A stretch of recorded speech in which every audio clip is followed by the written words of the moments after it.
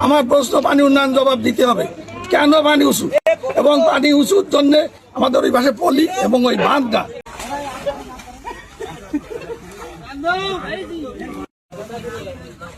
যে পরিকল্পনা সরকারের, সেই পরিকল্পনা বাস্তবায়ন হবে না প্রমাণ হয়েছে।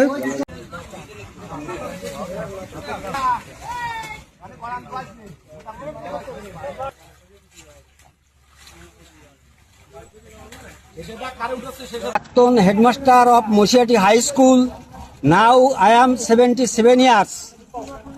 এই বৃদ্ধ বয়সে আমাকেও আমার চেহারাটা দেখেন, এই কচুরি ট্রান্সফার করতে হচ্ছে। তাহলে আমার এলাকার ভবদা প্রবৃত এলাকা 5-6টা উপজেলা, কত লক্ষ লোক কি বন্যা কবলিত অবস্থায়, ঘরের ভিতরে পানি, উঠানে পানি, কি অবস্থায় আছে তা আমাদের দেখার কেউ নেই। এজন্য দুঃখিত বর্তমান সরকার। আমি কালকে বক্তব্যে বলেছি যে এই সরকার কেউ আসেনি আমাদের বাড়ি ডুবে গেছে দেখতে। কালকে সুন্দরী বক্তব্যে বলেছি, কেউ আসেনি। সাঁতারে উল্টো উঠতে পারছি না। তবে আমি সরকারের কাছে দাবি করব, বা ক্ষমতায় যারা আছেন তারা যেন এই সেলাগুলোন, জিহিরের বিল পর্যন্ত সেলাগুলোন উঠাইয়া দেন। তাহলে আমাদের বিলের জল, কয়েকটা বিলের জল দ্রুত গতি নেমে যাবে এবং বাড়ি ঘরে জল উঠবে না।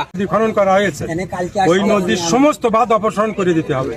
সমস্ত বাঁধ অপসারণ করে বাঁধের দক্ষিণ পার্শ্বে 5-7 কিলোমিটার পর্যন্ত ভরাট হয়ে উঁচু হয়ে পড়ে আছে, বুঝলেন। এখন ওইখান থেকে চ্যানেল করে দিতে হবে। চ্যানেল করে দিলে আমরা যদি ভবদহের গেট খুলে রাখি, গেটটাকে ওঠানামা করাতে পারি। যখন জোয়ার আসবে বন্ধ, যখন ভাটা হবে তখন খুলে দিতে হবে। এবং যেখানে পলি পড়ে গেছে, যে নদী যে পর্যন্ত কাটা হয়েছে ওর দক্ষিণ পার্শ্বে, যদি ওই বাঁধ অপসারণ করে ওইখান থেকে একটা চ্যানেল করে দেওয়া হয় যেখানে পলি পরে ভরাট হয়ে গেছে, তাহলে কিন্তু আমাদের এই মোটামুটি এই পানি এখনকার জন্য এই পানিটা হয়তো বা সরে যাবে। শেষের যে বাঁধটা, ওইটা কৌশলগত কারণে ফেলে রাখা হয়েছে, ওইটা কাটিয়ে দিলে, পলি অপসারণ করলে আমাদের পানিটা নেমে যাবে।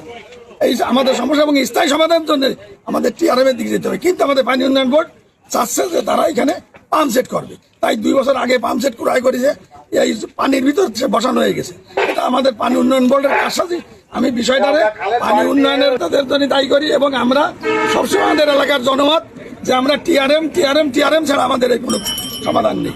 খনিয়া ব্রিজের নিচে পাশে যে বাঁধ দেওয়া হয়েছিল, সেই বাঁধের নিচেই মাটিতে প্রায় 7 কিলোমিটার নদী ভরাট হয়ে গেছে। ফলে ভরাট হয়ে যেতে পারে 7-8 কিলোমিটার। তাহলে আমাদের বক্তব্য যে সঠিক, যে টিআরএম এবং নদী খনন এটা সমন্বয় করেই করতে হবে। এখনো সময় আছে, আমরা সরকারের কাছে সেই দাবি করছি।